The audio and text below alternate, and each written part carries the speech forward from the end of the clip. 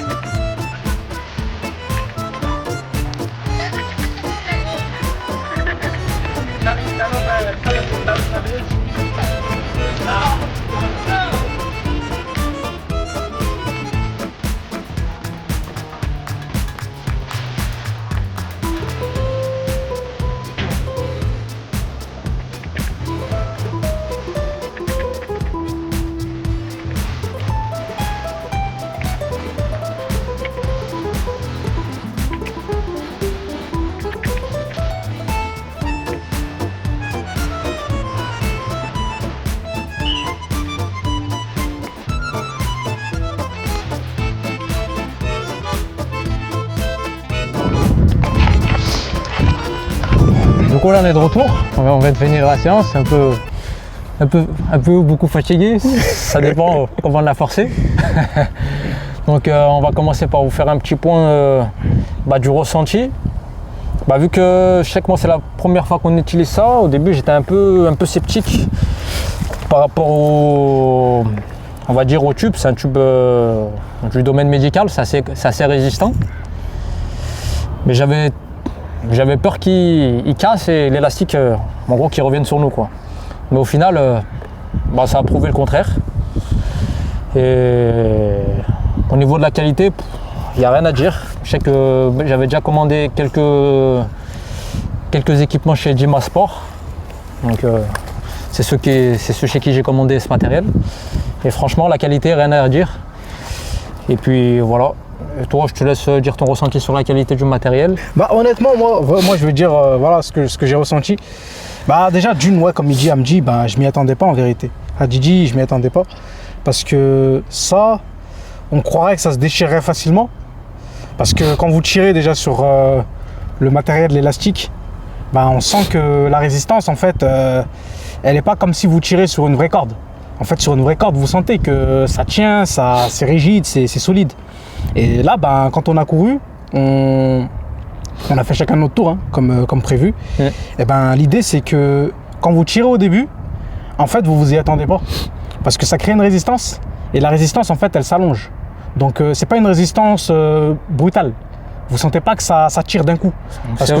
C'est vraiment très progressif. Voilà, c'est ça, exactement. Ouais. Et l'avantage, c'est que c'est pas comme quand vous prenez, par exemple, un un traîneau. En fait, le problème avec les traîneaux, vous avez une corde, elle vous retient.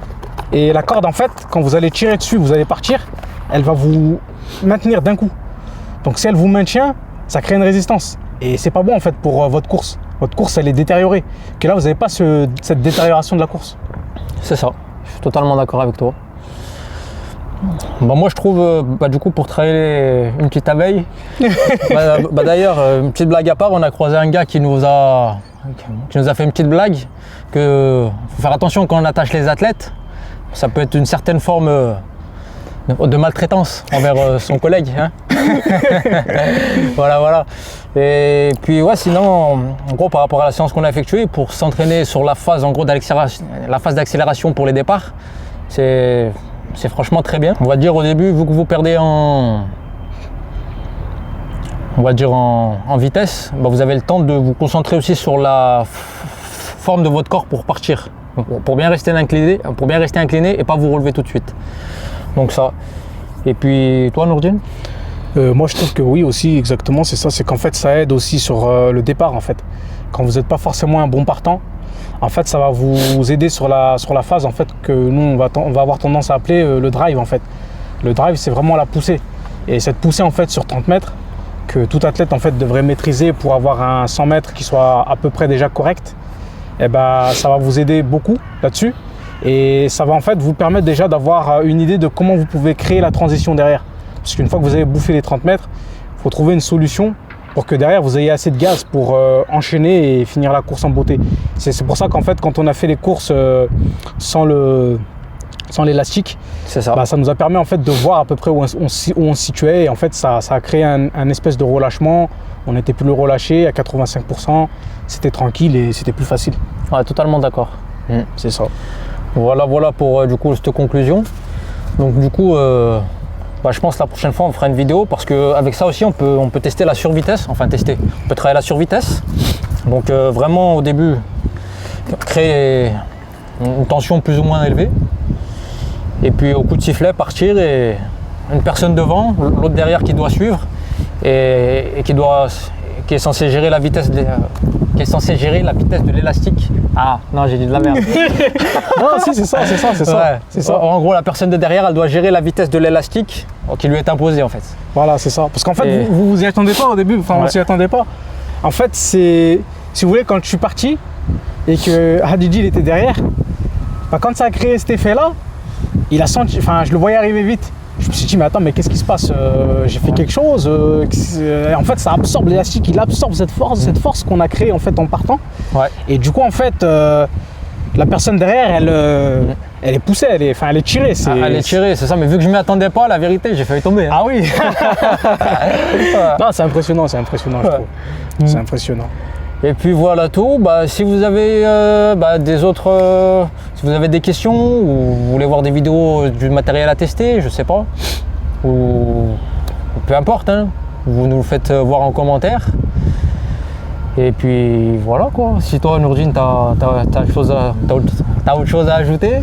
Moi après, ce que je vous conseillerais, c'est honnêtement de cliquer sur la fameuse cloche.